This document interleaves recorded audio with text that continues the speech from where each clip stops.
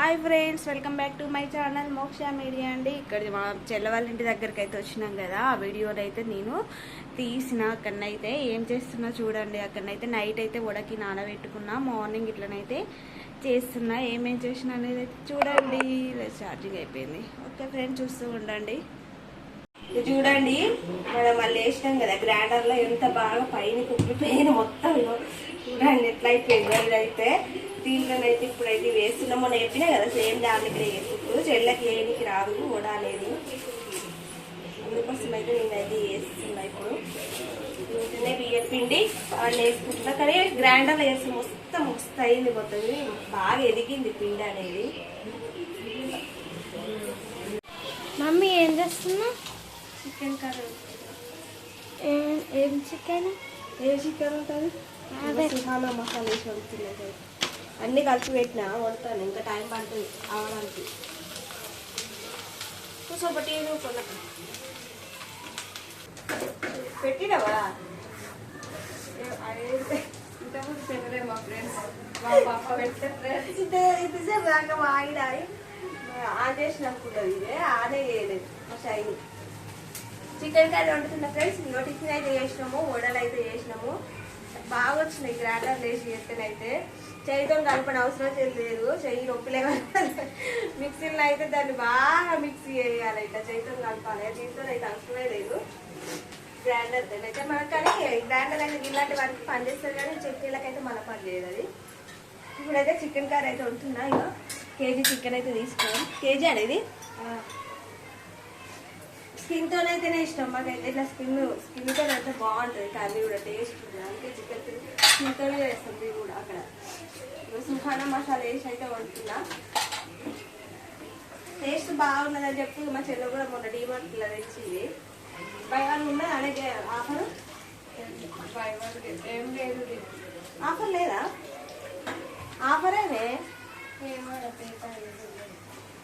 Full బంద్ ఉన్నారు వాళ్ళు. 7 అంతేనా?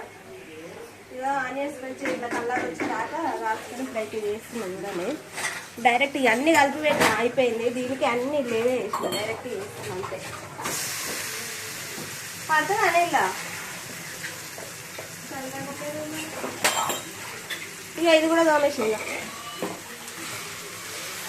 ఒక గిన్నెలు మస్తు గిన్నెలు పడతారేమో చిన్నకైనా. చుట్టాలు వస్తే బాగా గిన్నెలు పడుతుంది కదా. మీకు ఎప్పటికీ 2 సార్లునే 2 సార్లు పోయినావాడే? ఒకసారి పోయినావు కదా ఆల్రెడీ. గిన్నెలు పోయినావా? టిఫిన్ చేసినాము, సింకరిండ గిన్నెలు పడతాయి. ఇంకా తిన్నాక మళ్ళీ టిఫ్ పడతాయి, మళ్ళీ నైట్ పడతాయి. మొత్తం రోజుకి 2 సార్లు అయితే పుస్తకాలు వచ్చినాయి.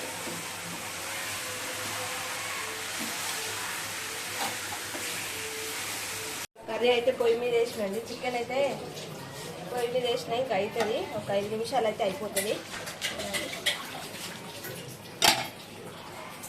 మామిడికాయలు తినబెడుతున్నాం మా బుడ్డదానికి. చూడు ఎట్లా పెడుతుంది ఎక్స్ప్రెషన్స్. సుధా ఇటు చూడే, ఇటు చూడే.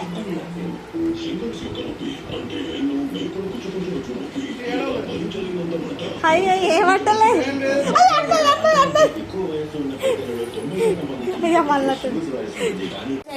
ఇక్కడనైతే వెళ్తా ఉన్నామండి. ఇక అన్ని తిన్నాము. తిన్నాక నైట్ అయితే బయలుదేరుతున్నాము. ఇంకా కార్లోనే కదా, నైట్ అయినా ఏం కాదని అయితే నైట్ నిమ్మగా వెళ్తా ఉన్నాము. ఇంకా మా పాపనైతే రానంటుంది. చూడండి పక్క వేయి ఉన్నది మా చెల్లి పక్కకి, ఎక్కడ తీసుకోవద్దురని చూస్తూ ఉండండి. మా షైన్ ఉంటుంది. చీకటి 9:30 అవుతుంది. రేపు పొద్దున మళ్ళీ డ్యూటీకి పోవాలి కదా, అందుకే పోతున్నాం. బాయ్.